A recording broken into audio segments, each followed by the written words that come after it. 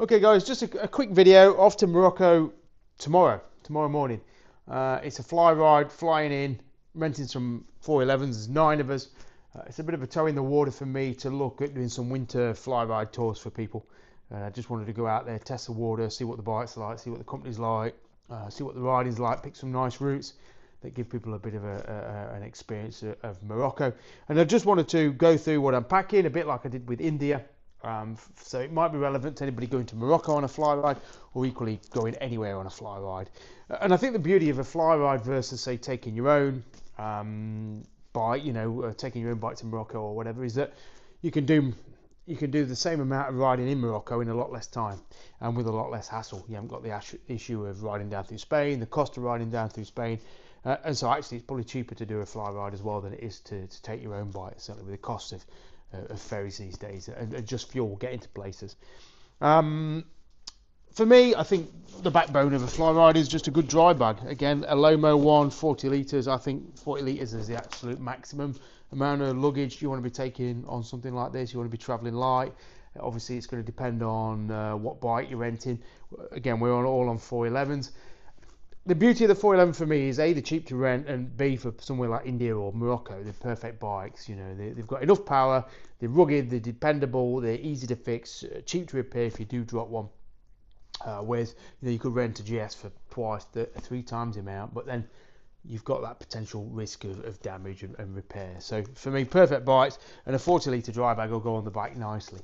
So that's going to hold everything. Obviously, that means you've got to check in luggage, which adds a bit of expense. Morocco flights, it adds about £45 each way. If you could go with just a backpack, obviously, it'd save you a big amount. But for me, going as a group leader, I have to take a fair bits of extra stuff just in case things go wrong. So I just wanted to talk a little bit about what I'm taking and some of the questions and some of the decisions that we've made. Obviously, again, 40 litres. Taking that, and the helmet's a bit of contention actually. Every time I've flown with a helmet before, it's never been an issue, but it seems to be people are putting it through chat GPT, which I'm not entirely sure is as believable as people are putting their faith in. I've never had an issue. On the way back from India, I had an issue, and they wouldn't let me check my helmet in or go in with it as hand luggage, and I'd put it in my bag and wrap it so it wasn't damaged in storage. I think it seems to be like on an airline by airline basis, and even on a staff by staff basis. No one else flying back from India were asked to check their helmets in. Everyone else just carried them on the plane, but me and the person who was checking me in made me do it. So it can be a little bit dependent.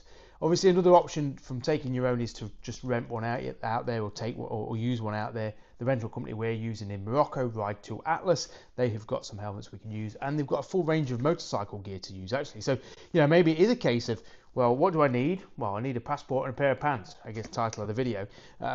If the riding gear is already in situ and I'm not camping or anything like that, then actually I only need a backpack. You could do this. You could do Morocco if you were using gear in location with just a backpack, and that really lowers your costs. It reduces your stress levels because you're not worried about what to pack or not pack. So actually, you could backpack it to India. You could backpack it to Morocco if you were using helmets and boots or whatever in location. Boots actually is a good point. Let's turn to boots.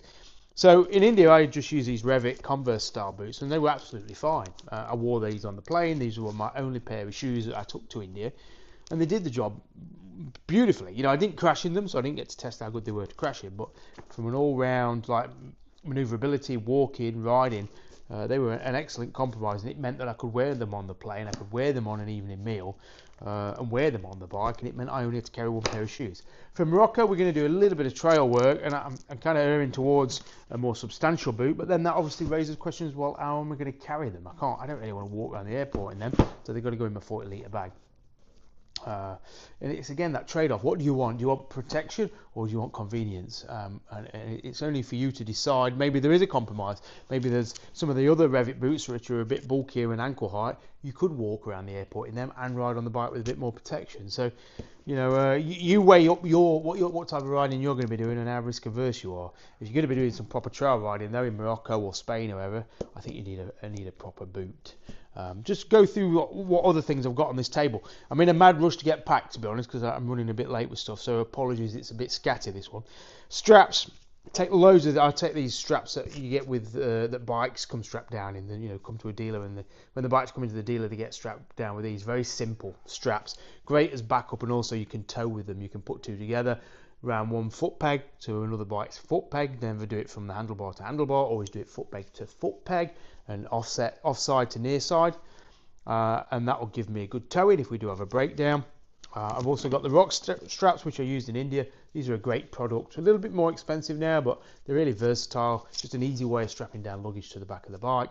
Actually, for the bikes we're renting in Morocco, they've got hard luggage as bolted onto them, or some soft luggage available. So you might not even have to worry about how you're going to strap your luggage on.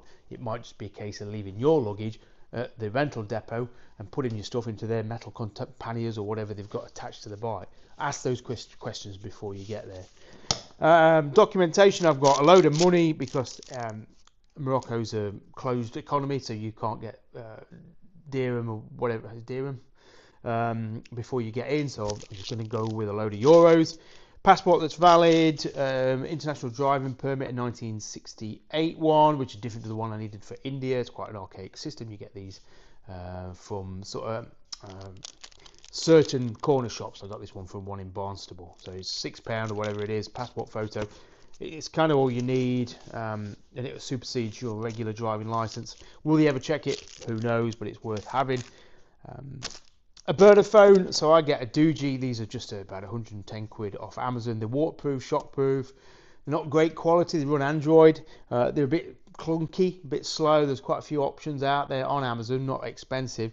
But what they are is great phones just for going on your handlebars. I'm just looking for the handlebar mount I would take as well. So if somebody stole this, it wouldn't be the end of the world. If it got broken or wet, which is waterproof, so it shouldn't, but it wouldn't be the end of the world. Whereas you put your iPhone or your, whatever, Samsung on your handlebars, and it's a lot of money if it ruins. So I just get these. I don't know if you can see that. Actually, this phone's too big, nearly. They just go on the handlebars, and that's a great option, about £15 from Amazon, if you can see that. And that just puts your phone in there. Check if the bikes have got USB chargers, because if they have, obviously take some cables. If they haven't, you might want to take a portable power pack. I don't have one here, but just like a power pack that you could charge up on an evening and then leave your phone plugged into on the handlebars, and that would keep it charged if you're using your phone to navigate. Personally, phones for navigation are the best way to go. To me, sat navs are just a completely unnecessary or redundant and very expensive piece of technology. I don't get it. I don't get a sat nav when a phone is far more functional, usable, and more up to date and easy to use. So yeah, a phone for me, a cheap burner phone with a Libera SIM card in. Unfortunately, Libera, which seems to be the up and coming or very popular roaming SIM, contract-free SIM option out there. I think it's £25 a month for unlimited. It's very good for America. It's very good for India. But in America, in Morocco, you have to pay a roaming charge. I would say wherever you go, check what the roaming charge is that applies to your account or your provider, and see whether it's worth you getting a SIM in location, which it might be. But I do like having the same number, because obviously I have to sort of take calls while I'm out there, and if I've got a different phone, it's not as convenient. Power connectors, make sure you got the right ones. I think power connectors with multiple charge points are really good. I mean, this is just a Type-C connector which has got one USB and then two Type-Cs. That's great. If you've got two things to charge, you only need one plug socket. Simple things like that, which you sometimes don't think about. A bit of hand gel, just because I'm weary about getting the Delhi belly again, which I got in India, and that brought me down for a few days. In terms of first aid, obviously, as tour guide, I'm a bit more conscious of injury risk, of accident and consequence of accident. So I take a full trauma kit with tourniquets and gauze and all sorts like wadding to block to stem femoral bleeds and things like that. So and I've done quite a few first aid courses, outdoor first aid, so that prepares me as best as it can for first aid emergencies. But I've got to be honest, in India, what we needed most were hydrolytes and paracetamols and things like that for people who were getting dehydrated. So obviously fluid's very important. Take a fluid bottle. This is one of those water to go. So you put tap water in there and it filters it as you drink it. So really easy to use. So anything to prevent or deal with tummy upsets or diarrhea or anything like that. So Getting a pack of antibiotics for me was a really good idea from the travel clinic, so it meant that I could self-diagnose. When I got really bad trots, I could take some antibiotics and that helped clear it up. Otherwise, you're trying to deal with that sort of trauma on the road, and it's not easy. It's not easy. Take some toilet paper, take some wet wipes, take paracetamol, ibuprofen, take some, I say, hydrolytes, electrolytes to give you some salts. And I think just look after your health, because if your health deteriorates on a trip, it's very difficult. It's very difficult to keep taking part in what you're doing and also to enjoy it. What I would say, and what I forgot or didn't think to take in India, is a seat cover option.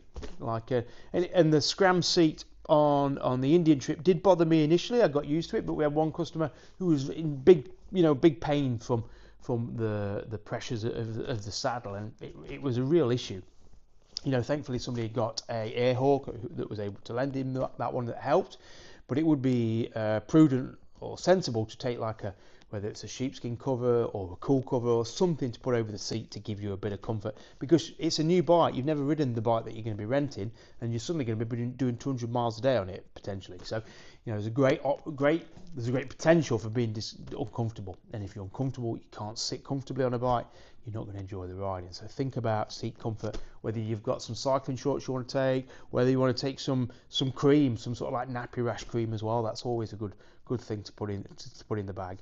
Waterproofs, obviously we're going to Morocco. It should be warm, but it might be cold, it might be wet. We're going through the Atlas Mountains, so I've got some proper waterproofs. Just Kagul stuff, nothing too big and bulky, although that is quite big actually, that setup. But it's going to go over the top of my riding gear. I've just taken regular riding gear. I've got a jacket, a few layers to put on. You can get some EDX, I think that's from Sports Bike Shop. They seem to be offer a good series of liners, like undergarments, that are going to keep you warm and wick away any moisture. So think about layering rather than taking something too bulky. Equally, I'm not sure about the mesh stuff unless you're going somewhere where it's consistently hot, because mesh stuff is no good if it gets a bit chilly. Then you're a bit stuck. What else we got? Let's have a look. So just another waterproof jacket, which I won't be taking. I've got a sleeping bag liner. We're staying in hotels in Morocco, but sometimes you might check in somewhere and maybe it's not quite as clean as you like it to be. So a sleeping bag liner, like a mummy bag, that's really nice. It can make you feel a bit more settled in a bed, like a home from home comfort. I'd advise that if you're a bit like me. In terms of tools, obviously you can't. If you're renting a bike, you hope it's reliable, but if you're going a long way from rental base, then things can go wrong, things can happen, and you never know how good the rental bike's going to be. What I would say is, when you go to pick up a rental bike, and I've missed this before, I've set off on a rental bike and I realised a day in, half day in, that it's got a worn tyre. Check through the bike, look at the chain, sprockets, tyres, brake pads, anything like that might be an issue, tyre wear, and ask them to change it before you set off. It's no good doing a 2,000 mile trip on a tyre that's only got 1,000 miles left in it, because after 1,000 miles it's your job to get a tyre, and that's going to take time out of your trip. So if you're going to do a 2,000 mile trip, do your best to communicate that before you go and say, look, I want a set of tyres, and they're going to do that mileage, because the hassle of finding a set of tyres on a trip is a pain in the backside, and you're paying good money to rent a bike. You want the bike to do the duration of the trip. I understand it. Sometimes rental fleets are obviously trying to get the most wear out of all their wearable items, but it's a bit, you want it right for your trip. So check the bike over, go through it. Don't leave before you've checked it through. Because we're all on Himalayans, obviously I've got a rough idea what we're going to take. I've just stripped that bike. I've took some levers off it, clutch and brake, in case anybody breaks them. Took a gear lever off that, in case anybody bends or snaps that. I've got tyre levers. I've got jump leads, in case anybody's battery goes dead. I've got some relays, because relay issues on Himalayas are quite common, so I brought a spare pack of relays. I brought a hand pump to go with what I'll show you in a second, but hand pumps for me are a much more reliable, lightweight, convenient way of putting some air in a tyre than canisters or an electric pump. Put that in your bag, it's going to work, it's going to work 100 times, whereas a canister, if you've only got 4 canisters and you've got 4 punches, you're in trouble on the 5th. So a hand pump for me, cycle pump, you'll get enough air in to get you to the next proper place where you can put full PSI in. You can easily get 20 PSI in on one of them. I've got a Royal Enfield toolkit just in case the bikes haven't got one on them. I've got some gaffer tape, I've got some tyre wraps, I've got some pliers, I've got some mold grips, I've got some hose in case we have to siphon anything off. I've got some cables for Himalayans, clutch and speedo. and I've got 2 front inner tubes and 2 rear inner tubes, and hopefully that's going to cover the mechanical side of things. Obviously you can't prepare for everything, you've just got to do your best you can, and the tow rope is very useful if there's a group of you, because you can at least get somebody to a town, to a city.